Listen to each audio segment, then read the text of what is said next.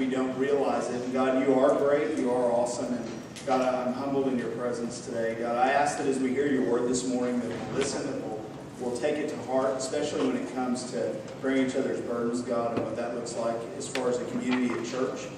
And God, we love you, and we just bring you all the honor and glory. In Christ's name I pray. Amen. So, I didn't notice anything, Ty. I don't know what you're talking about, wherever you are. I thought y'all were awesome, as always. So, but I will say something cool about being a pastor, and I'm going to steal this story. A lot goes into things like this when it comes to planning out a sermon series, and it's an honor to be a part of it, and I appreciate Grant allowing me to preach this morning because I actually enjoy doing this. I talk to students, so I get to preach every week, but getting to be in front of the church is an honor, so thank you, Grant. But it's been a couple months ago now or more, we started talking about community, and we had some points written down that we kind of went through and paired some together and worked through that. And Grant was like, I think these would be good together. John was like, I think these would be good together. And we kind of got to where we need to be as far as our messages that we're presenting to y'all. And it's great to be part of a group of men, including Ty, because Ty plans music that goes along with those things. So to be part of a group of men who take the time to do that and are focused on the same things. So just to give you all a little picture of what goes on behind the scenes, it's a really neat thing to be a part of. But, I get to talk about bearing one another's burdens. And the students last Sunday morning, we had Coffee House, and we do that periodically down in Youth Connection Bible Study. And we take a break from curriculum, and I'll usually teach, or we'll have a guest speaker teach. And I actually added kind of a community lesson for students last week, and we talked about friendship.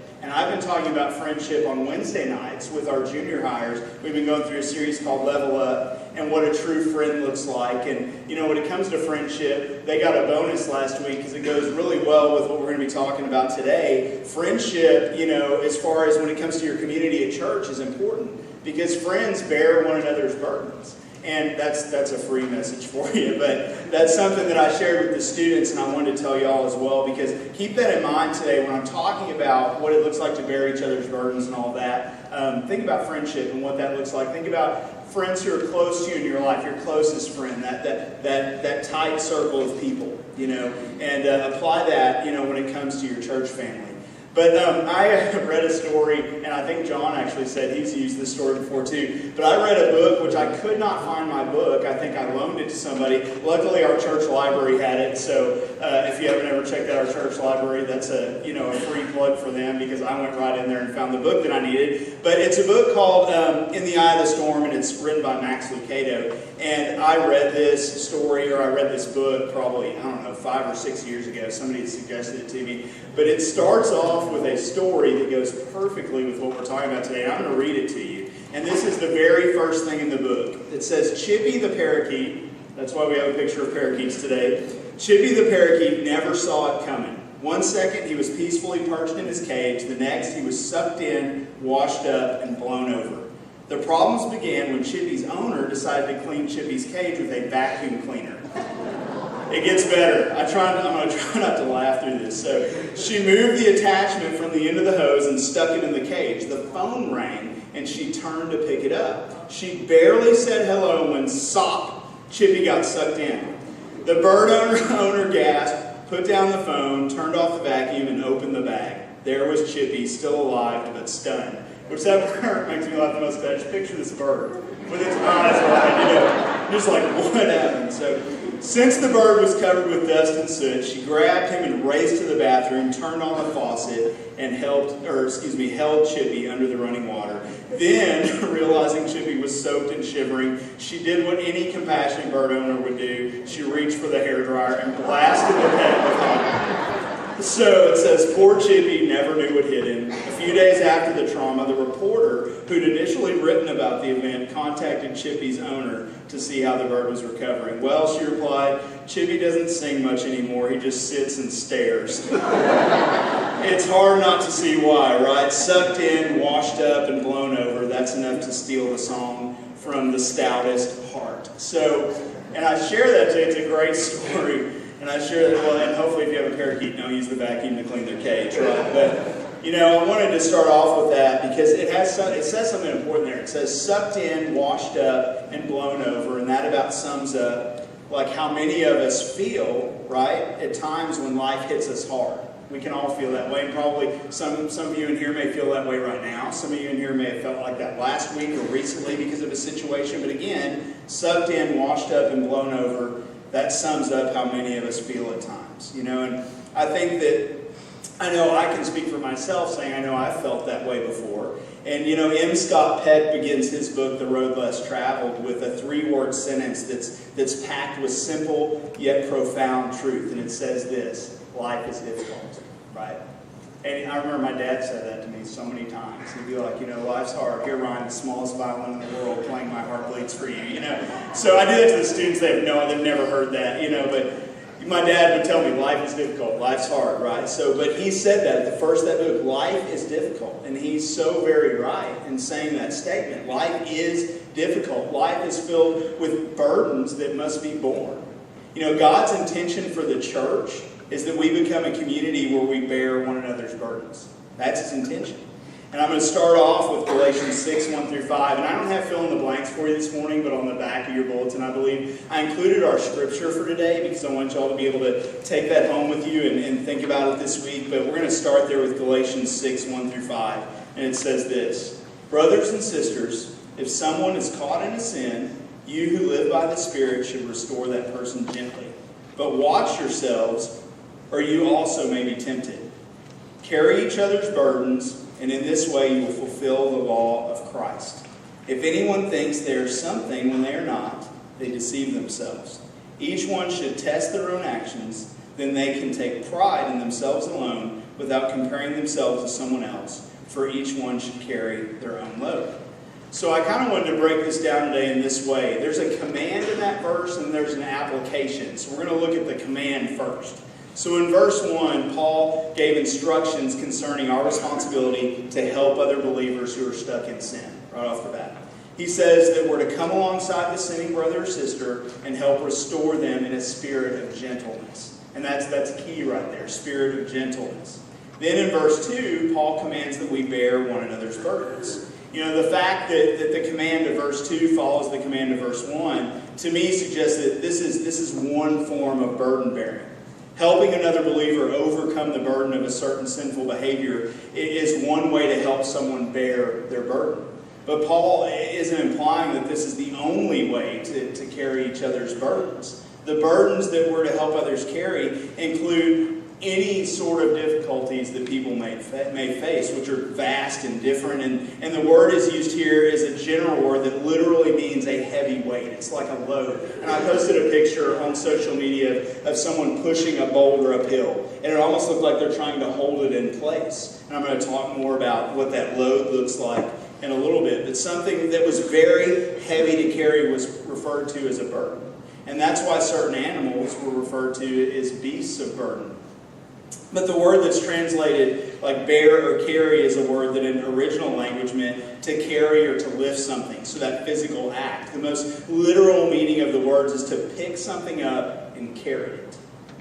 So as Paul employs it in this figurative sense, when he's talking, he means that we're to reach out to a brother or sister in their time of difficulty and help them in any way that we can, any way that we're able to help them. And anything we can do to lessen the weight of the load that they're carrying will be a great blessing to them. And I know in my own life, I've had so many people come alongside me and help lighten that load or carry that load, whatever that looks like. And it's a huge blessing. And the verb carry is in the imperative, which means it's a command.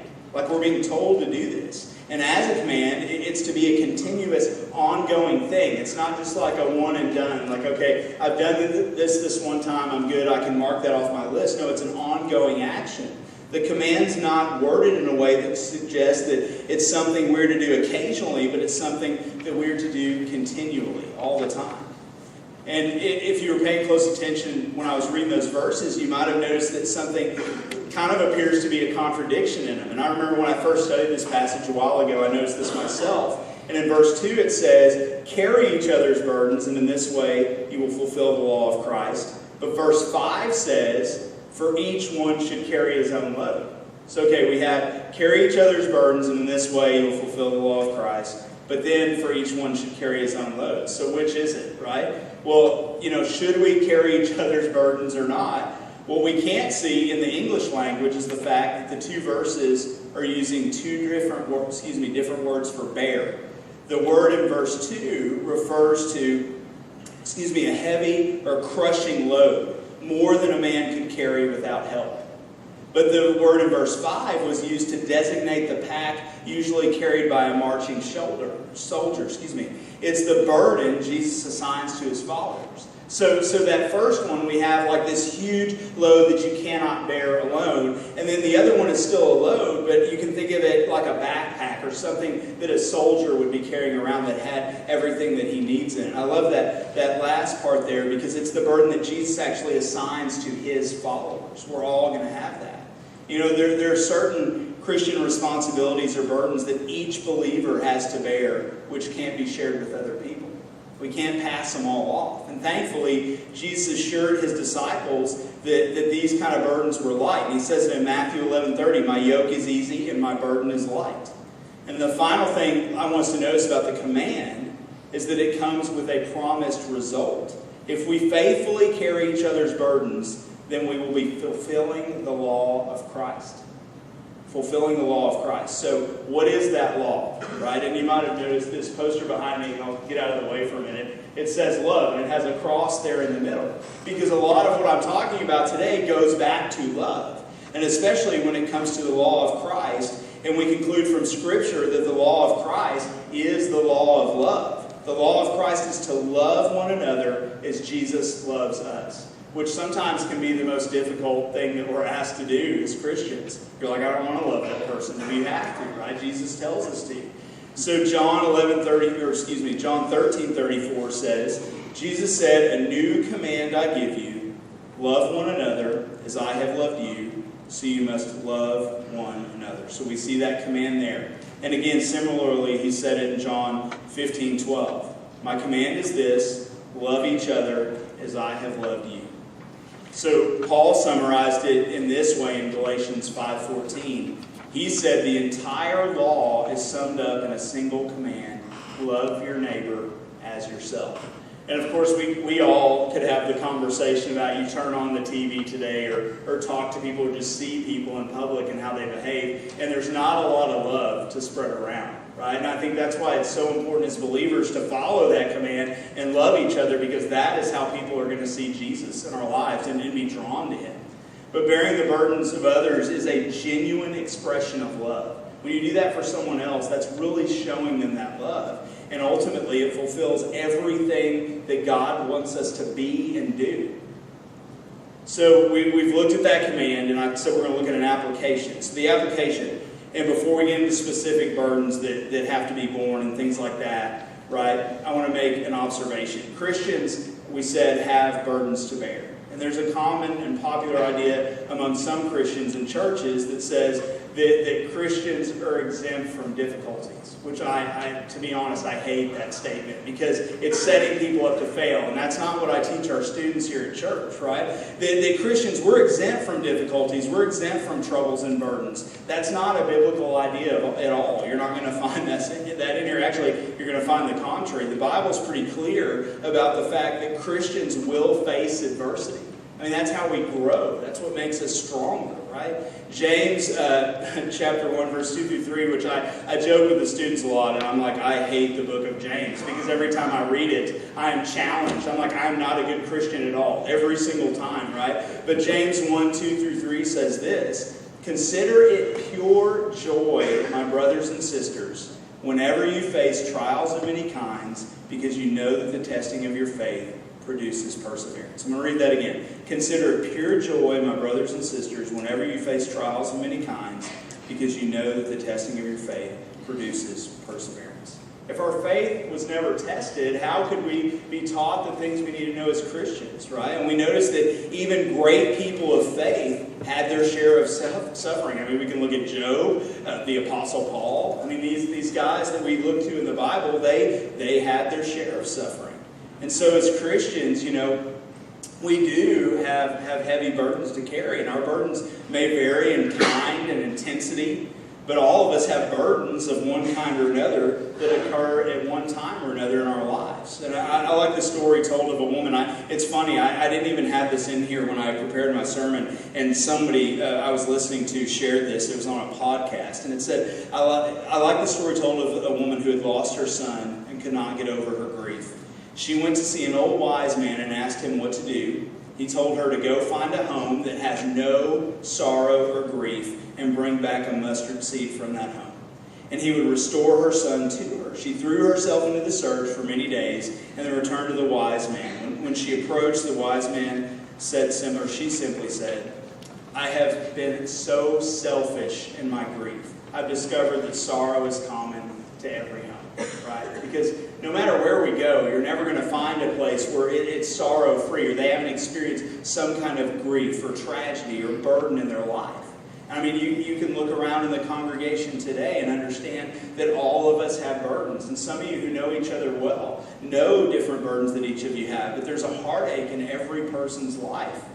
We all have problems and cares that weigh us down and are a burden to bear. And so often we keep those things to ourselves. You know, there are some burdens that are public. We know of people in our church who maybe are sick or hurting, and we share that burden with them. But at the same time, many of us have those things in our own life, but we're not quick to share them with people who we love and trust. And as a community of believers, you know, I thought about, what are some of the burdens we may need help bearing? And Grant talked about this right before the sermon, about things we can do for others and how you said, ladies, we're helping people in need and those things. But, there is the burden of sorrow and grief.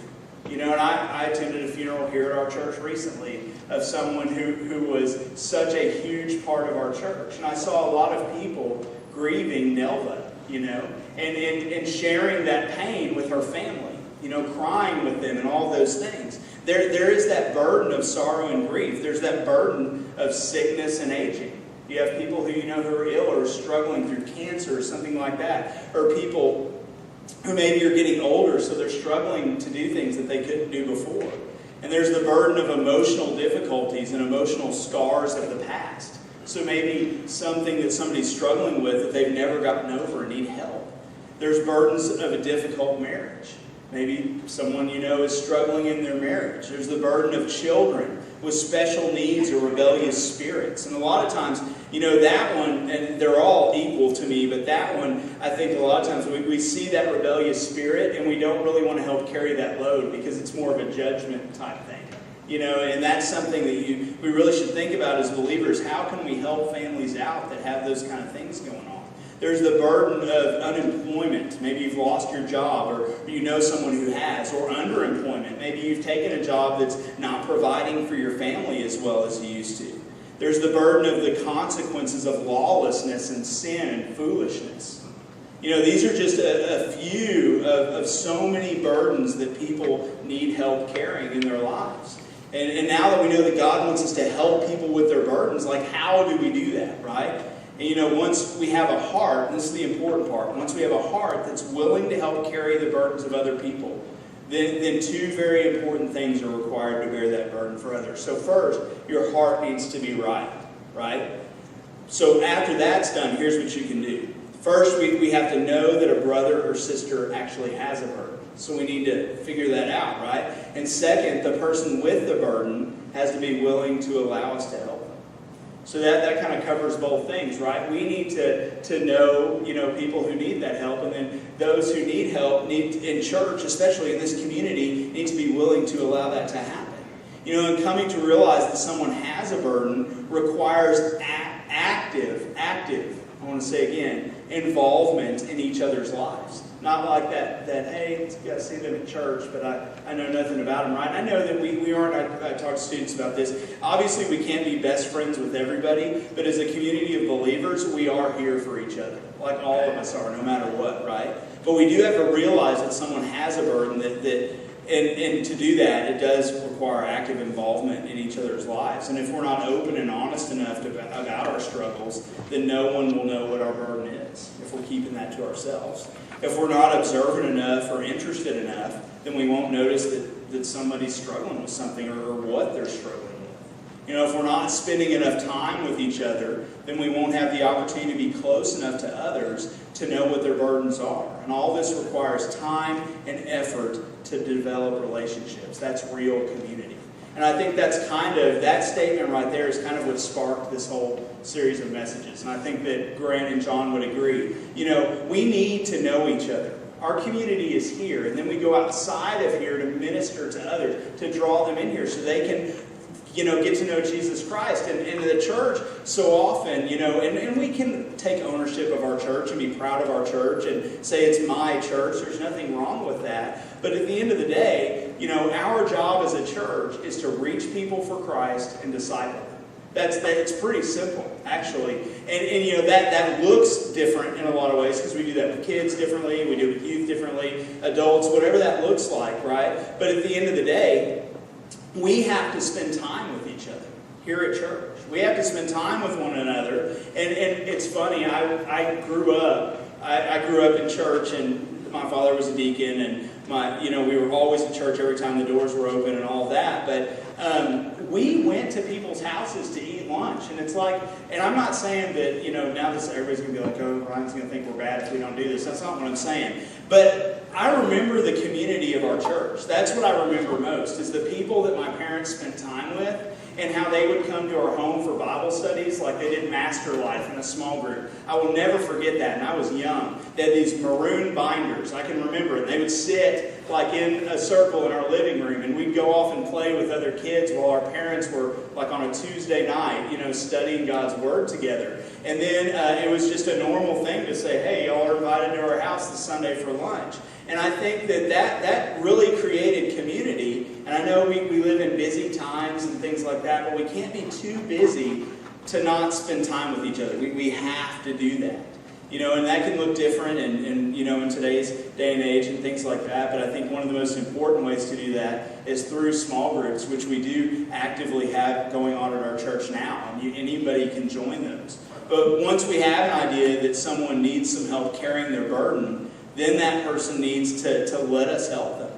You know, and how often are we willing to help others, but unwilling to let other people help us? And I'm guilty of that myself.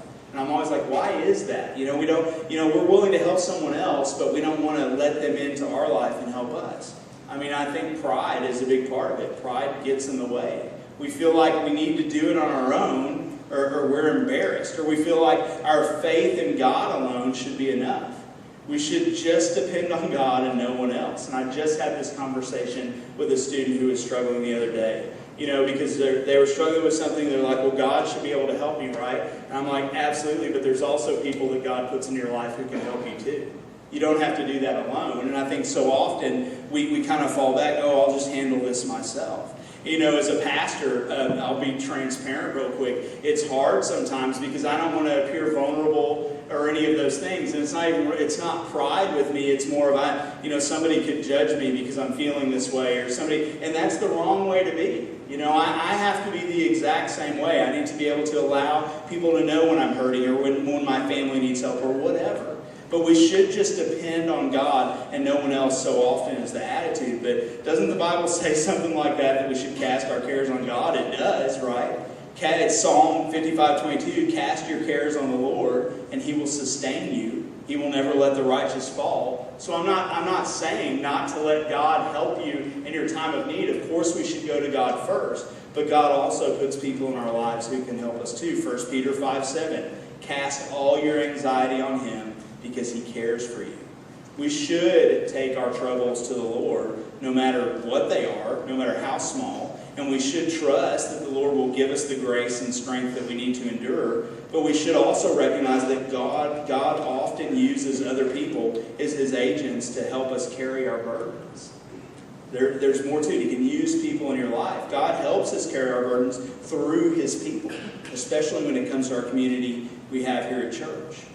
2 Corinthians 7:5-7. And Paul, there's a good picture of this that he gives us, and I'm going to read you the verses and tell you about it. So 2 Corinthians 7:5-7. For when we came into Macedonia, this body of ours had no rest, but we were harassed at every turn. Conflicts on the outside, fears within. But God, who comforts the downcast, comforted us by the coming of Titus. And not only by his coming, but also by the comfort you had given him. He told us about your longing for me, your deep sorrow, your ardent concern for me, so that my joy was greater than ever. I just think that's amazing. I really do. Paul knew that God was comforting him through Titus. And that's what that's showing us there. Ultimately, we are God's eyes, ears, tongues, and hands to help other people. That's our purpose. So we need to be sure that we're cultivating relationships that are close enough that we can share our burdens and know each other's burdens. And let's love each other enough to want to help those who are burdened. And let's be humble enough to be willing to receive the loving assistance of other people. I'm a big movie fan. A lot of people know I love movies. Something that just has always just been a hobby for me. And, one of my favorite series of all time is Lord of the Rings. And I talk about it a lot because obviously Tolkien, who wrote it, was a believer, and there's so much in there. You could dissect those movies so much, which many people have, and see all the theology and the biblical background and all of that. But it so applies to what I'm talking about today, because there's a picture of, if you haven't seen the movie, there's a fellowship. That's what they call it, the Fellowship of the Ring. And it's those guys right there. These guys from all different walks of life, right? You have kings, you have wizards, you have hobbits, like these little people, you have dwarves, all different people. Some of them, there's racial tension in between them. Some of them don't agree with each other on how they live their lives. They're just different, right? But they all come together to defeat this great evil. But one of the things I appreciate the most about the movie is that camaraderie that Frodo had with his friends and these guys. And he's the one who has to carry this ring, this burden. And as they helped him carry out this mission to destroy this powerful evil ring that was a threat to all mankind, they helped him do that. And the journey had been long and arduous, and many of them didn't complete it. They didn't even get to finish the journey. And in the end, both Frodo and his friend Sam, who always stuck by his side, they were at their physical and emotional limit. They climbed this mountain towards this cave entrance that would lead them to the place that Frodo has to drop this ring to save the world. Frodo couldn't go another step. He couldn't even stand. He was done. He was depleted. And Sam, his friend who had stuck by his side this whole time, all of Sam's encouraging words were no longer effective because Frodo just didn't have any more to give. He was exhausted, which I know I've been there. Some of you in here have been there. And since he was the only one who could carry the ring because of this mysterious power to tempt and overwhelm, there was only one thing that Sam could do. And you can go to that next slide. He picked him up and carried him. So he couldn't carry the ring himself, but Sam said, I may not be able to carry the ring, Mr. Frodo, but I can carry you. And he put the exhausted Frodo over his shoulder and carried him the rest of the way to their goal. What a great picture, right? And they did it together. They made it happen. He didn't give up on him. And there were so many times that Frodo was like, just go. And he treated him poorly because of the things that were going on with this ring. And Sam never left him. He stuck by his side, right? And that's how the family of God is supposed to work. Just like that. We can't take the burdens away necessarily, but we can bear one another. We can help each other carry those things. We can lift each other up and make sure that no one gets left behind, that no one's alone. So, how can we bear each other's burdens? Well, 4 things. We should never pass up an opportunity to pray for somebody. And I'm going to challenge everybody today, because I used to be guilty of this. How often have you told somebody you're going to pray for them and you don't? Like it's something we just say, like, oh, I'll pray for you, oh, I'm praying for you. And I hear that a lot, and I always give people the benefit of the doubt. I never say, oh, they're not going to. It's nothing like that. But it's just a personal question. How often do you actually follow through with that? When you're at home or when you're at work or wherever, you've told that person you're going to pray for them. How often do you do that? It is so important that you do. So important. And, I spend a lot of time saying that to students. And if I tell you, student or adult, that I'm going to pray for you, trust me. I have a journal, which I highly recommend, even if that's not your thing, where you can write down a prayer request of somebody, even if it's just a name. And it's really cool because then you can see how God answers prayer, because you can go back and make a note or cross a name off or things like that. But that's what I do. So there's many people in this church who are right now in my prayer journal. There's people who I've been praying for. I have a friend who's not a believer, and known him for about 19 years or so, and I still pray that he will accept Christ. He has never left my journal, and I'm never going to give up on him because I know God's not, and he still gives me opportunities to talk to him. But we should never pass up an opportunity to pray for someone else. And praying for someone, like personally, publicly, if you're out somewhere or you're, wherever, and I'm crazy. I embarrass people because I will pray for the lady in Walmart, like standing in line. I'll be like, let's pray right now. The cashier, the manager's probably like, oh my gosh, get this guy out of here, right? But like if they're like, I'm having a terrible day and we talk, I've prayed for people because it means a lot. It can actually encourage someone else to know, even if they're not a believer. But pray for other people. 2, always offer a listening ear and a shoulder to cry on. Be there for someone else, right? Be that person who can, just listen, right? And sometimes that's all you can do is listen while somebody cries or share just silently some pain together that they're going through. Number 3, communicate positive and encouraging words. Be an encourager. We can all encourage other people. Like be a Barnabas, right? Be an encourager. So communicate positive and encouraging words because there's so much negativity. Look for simple, obvious, and practical ways to help. I'm a practical person. I try to always give students when I'm teaching like practical steps that they can take, right? So here's a couple, just some ideas. And Grant already talked about one. Visit those who are shut in or in the hospital. Believe it or not, at our church, we have a list of people who are shut-ins, is what we call them. So they don't get out on their own, right? They need people to go see them. They may have a family member or someone who comes in and takes care of them, but they can't get to church. They can't do normal things like that. They can't go to the grocery store, right? So visit those who are shut in or in the hospital and ask if there's anything that you can do for them. And I challenge students who are in here too. How often have you gone up to an elderly neighbor and asked them if you can mow their yard? Not for $50, but just because, right? So look for those things around you. And again, we have to be looking for these opportunities. Look for ways to help those who are advanced in age, the elderly, right? So we make all these jokes about, helping people, the old lady cross the street. I think all that is so important. How often have we seen an